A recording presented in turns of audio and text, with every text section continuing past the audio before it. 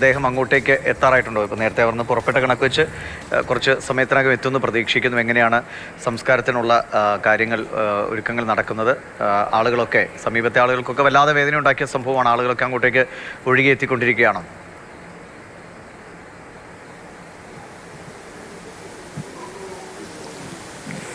രവീഷ്മണി സൂചിപ്പിച്ചതുപോലെ തന്നെ അല്പസമയം കൂടെ കഴിഞ്ഞാൽ വീട്ടിലേക്ക് അനന്തുവിൻ്റെ മൃതദേഹം എത്തിക്കും. മഞ്ചേരി മെഡിക്കൽ കോളേജിൽ നിന്ന് പോസ്റ്റ്മോർട്ടം പൂർത്തിയാക്കിയതിനു ശേഷമാണ് മൃതദേഹം ഇങ്ങോട്ടേക്ക് എത്തിക്കുന്നത്, അനന്തുവിൻ്റെ വീട്ടിലേക്ക് എത്തിക്കുന്നത്. ഇപ്പോൾ ഇവിടെ മന്ത്രി മുഹമ്മദ് റിയാസ് കൂടെ എത്തിയിട്ടുണ്ട്.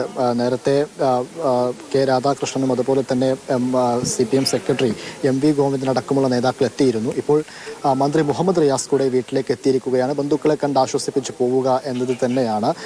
അതായത് ഇങ്ങനെയൊരു മരണമുണ്ടാവുമ്പോൾ ആരോപണങ്ങളും പ്രത്യാരോപണങ്ങളും വിവാദങ്ങളും ഒക്കെയായി മുന്നോട്ട് പോകുമ്പോൾ CPM-ൻ്റെയും കോൺഗ്രസിൻ്റെയും ഒക്കെ എല്ലാ സമുന്നതരായ നേതാക്കളും ഇങ്ങോട്ടേക്ക് എത്തി കളം പിടിക്കുന്നു എന്നത് തന്നെയാണ് ഇതിലേറ്റവും ശ്രദ്ധേയമായ കാര്യം. നേരത്തെ നമ്മൾ MV ഗോവിന്ദനെ അടക്കം കണ്ട് സംസാരിക്കുന്ന സമയത്ത് അദ്ദേഹം ഉന്നയിച്ചതൊക്കെ ഇതിൽ കോൺഗ്രസ് ആണ് പ്രതി എന്ന രൂപത്തിലായിരുന്നു അദ്ദേഹം പറഞ്ഞത്. അതിൽ വലിയ സംശയമുണ്ട് എന്നൊക്കെ പറയുന്നു.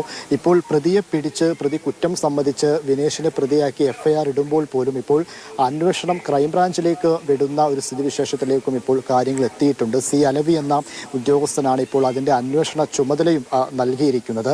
ആ രൂപത്തിൽ നോക്കുമ്പോൾ സർക്കാർ ഇതിനെ പൂർണ്ണമായിട്ടും കോൺഗ്രസിൻ്റെ, അതായത് ആദ്യം ഈ ആരോപണം ഉന്നയിച്ചത് മന്ത്രി AK ശശീന്ദ്രനാണ്. ഇതിലൊരു രാഷ്ട്രീയ ഗൂഢാലോചന നടന്നിട്ടുണ്ട് എന്നതായിരുന്നു ആരോപണം. ആ ആരോപണത്തെ പിന്തുണച്ച് കൂടെ എത്തുകയായിരുന്നു കെ രാധാകൃഷ്ണനും അതുപോലെ തന്നെ MV ഗോവിന്ദൻ അടക്കമുള്ള CPM-ൻ്റെ നേതാക്കളൊക്കെ. അതോടുകൂടി ഇത് കോൺഗ്രസ് ഉണ്ടാക്കി, അതല്ലെങ്കിൽ കോൺഗ്രസ് ആണ് ഇതിലെ പ്രതികൾ എന്ന രൂപത്തിലേക്ക് CPM അതിനെ പൂർണ്ണമായും തള്ളിവിട്ടു. എന്നാൽ ഇന്നലെ ആദ്യം പ്രതിഷേധം നടത്തിയത് UDF ആണ്. UDF ഇതിനെ പ്രതിരോധിക്കുന്നത് ഈ നിരുത്തരവാദപരമായ സമീപനമാണ് CPM-ൽ നിന്ന് ഉണ്ടാകുന്നത്. വളരെ നേരത്തെ തന്നെ ഇത്തരം കാര്യങ്ങളൊക്കെ പരിഹരിച്ച് മുന്നോട്ട് പോകേണ്ടതായിരുന്നു എന്ന് പറയുമ്പോൾ ഇതിലൊരു ഈ നിലമ്പൂരിലെ ഉപതിരഞ്ഞെടുപ്പ് ഒരു തിരഞ്ഞെടുപ്പ് മുതലെടുപ്പാണോ നിലമ്പൂരിൽ നടക്കുന്നത് എന്ന ചോദ്യങ്ങൾ ഇപ്പോൾ വരികയാണ്. നേരത്തെ തന്നെ മാധവ് സൂചിപ്പിക്കുകയും ചെയ്തിരുന്നു. കാരണം നേരത്തെയൊക്കെ അപകടങ്ങൾ ഉണ്ടാകുമ്പോൾ, നേരത്തെയൊക്കെ പ്രശ്നങ്ങൾ ഉണ്ടാകുമ്പോൾ ഇത്രയൊന്നും നേതാക്കൾ ഇങ്ങോട്ടേക്ക് എത്തിയിരുന്നില്ല. എന്നാൽ ഒരു തിരഞ്ഞെടുപ്പ് പശ്ചാത്തലത്തിൻ്റെ സാഹചര്യത്തിൽ രണ്ട് മുന്നണികളുടെയും പ്രധാനപ്പെട്ട നേതാക്കളെല്ലാം വീടുകളിലേക്ക് എത്തുന്നു. തീർച്ചയായിട്ടും അതൊരു തെരഞ്ഞെടുപ്പ് മുതലെടുപ്പ് എന്ന ഘട്ടത്തിലേക്ക് കാര്യങ്ങൾ പോകുന്നു എന്നതാണ്. MV ഗോവിന്ദൻ സൂചിപ്പിച്ച ഒരു കാര്യം, ഇത് ഞങ്ങളുടെ കുടുംബാംഗമല്ലേ, നേരത്തെ കോൺഗ്രസ് കുടുംബത്തിലും ഇങ്ങനെ സംഭവം ഉണ്ടായിട്ടില്ലേ എന്നൊക്കെയാണ്. ഇതൊരു മരണമാണ്. അതിലിപ്പോൾ LDF കുടുംബമെന്നോ UDF കുടുംബമെന്നോ ഒന്നുമില്ല. മനുഷ്യന്റെ കുടുംബമാണ്, മനുഷ്യരാണ് അവിടെ ജീവൻ പൊലിഞ്ഞത്. അങ്ങനെ അതിനെ കണക്കാക്കാനുള്ളൂ. അതിൽ പോലും പക്ഷേ ഇത് ഞങ്ങളുടെ കുടുംബമാണ്, ഞങ്ങൾ വരില്ലേ എന്നൊക്കെ ചോദിക്കുന്ന നിലയിലേക്ക് ഒരു തെരഞ്ഞെടുപ്പ് സമ്മർദ്ദം നേതാക്കന്മാരെ കൊണ്ടെത്തിച്ചിരിക്കുകയാണ്.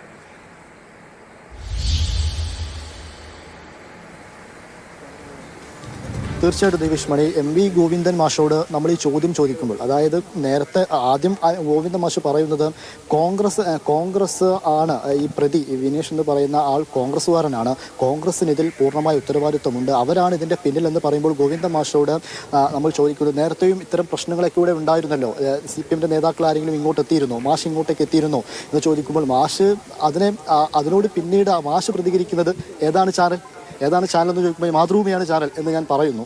ആ രീതിയിലൊക്കെയാണ് CPM-ൻ്റെ ഭാഗത്തു നിന്നുള്ള പ്രതികരണങ്ങളൊക്കെ വരുന്നത്. എന്തായാലും ഇപ്പോൾ CBI അന്വേഷിക്കുന്നുണ്ട് കാര്യങ്ങൾ. CBIക്ക് ക്രൈംബ്രാഞ്ചിന് അന്വേഷണ ചുമതല കൈമാറുമ്പോൾ ക്രൈംബ്രാഞ്ച് അത് കൂടുതൽ കൃത്യമായി അന്വേഷിക്കുമെന്ന് നമുക്ക് കരുതുകയും ചെയ്യാം. അതോടൊപ്പം രാഷ്ട്രീയ മുതലെടുപ്പ് നടക്കുന്നു എന്നുള്ളതാണ്.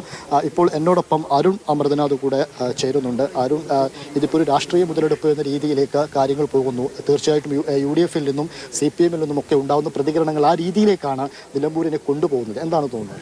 അത്തരത്തിൽ സങ്കീർണമായൊരു പ്രശ്നമാണ് നമ്മുടെ മുന്നിലുള്ളത്. പക്ഷേ ആദ്യഘട്ടത്തിൽ തന്നെ അങ്ങനെ ഒരു പ്രതിഷേധം നടക്കുന്നു, സ്വാഭാവികം പ്രതിഷേധം നടക്കുന്നു. പക്ഷേ അതിന് മറുപടി പറയുന്നു. അത്തരത്തിൽ ആരോപണ പ്രത്യാരോപണങ്ങൾ പോകുമ്പോൾ അത് ദുർബലമായ അവകാശവാദങ്ങളും മറ്റുമാണ് നടക്കുന്നത്. സങ്കീർണമായൊരു പ്രശ്നമുണ്ട്. അതെന്താണ്? നാട്ടുകാർ തുടക്കത്തിലേ ഉന്നയിക്കുന്നുണ്ട്, ഇത്തരത്തിൽ വൈദ്യുതി ഉപയോഗിച്ചുള്ള മൃഗവേട്ട ഇവിടെ നടക്കുന്നു, കാലങ്ങളായി അതിൽ പരാതി പറഞ്ഞാണ്. അതിന് വേണ്ട ഒരു അന്വേഷണം നടത്തിയിട്ടുണ്ടോ? അതിൻ്റെ ഒരു മറുപടി ഉണ്ടായിട്ടുണ്ടോ? സമീപകാലത്തും മുമ്പ് ഇത്തരത്തിലുള്ള നിരവധിയായ പ്രശ്നങ്ങൾ നമ്മൾ ഉൾപ്പെടെ റിപ്പോർട്ട് ചെയ്തതാണ്. അതിലേക്കൊന്നും വേണ്ട ശ്രദ്ധ എത്തുന്നില്ല. ഈ തെരഞ്ഞെടുപ്പ് പശ്ചാത്തലത്തിലെ ഇത്തരം ആരോപണ പ്രത്യാരോപണങ്ങളെ അത്തരത്തിലുള്ളൊരു രാഷ്ട്രീയ മുതലെടുപ്പായി മാത്രമേ നാട്ടുകാർ കാണൂ എന്നുള്ളത് അവരുടെ പ്രശ്നങ്ങൾ അവതരിപ്പിച്ചുകൊണ്ട് തന്നെ അവർ പറഞ്ഞു വെക്കുന്നു. പ്രവർത്തിക്കുന്നുണ്ട് ഇംതിയാസെ. അതും തന്നെ മലപ്പുറത്ത് നിൽക്കുമ്പോൾ ഒരുപാട് ഇത്തരത്തിലുള്ള ആനയുടെ ആക്രമണം, നേരത്തെ ഉണ്ടായ കടുവയുടെ ആക്രമണം, ഈ രീതിയിലൊക്കെ നിലമ്പൂരിൻ്റെ വിവിധ ഭാഗങ്ങളിൽ നിന്ന് ഇത്തരം അക്രമങ്ങൾ നമ്മൾ നിരന്തരം റിപ്പോർട്ട് ചെയ്യുന്നതാണ്. അപ്പോഴൊന്നും ഇത്തരം സമരങ്ങളോ ഇത്രയും നേതാക്കളെയോ ഇങ്ങോട്ടേക്ക് കണ്ടിട്ടില്ല, അതല്ലേ?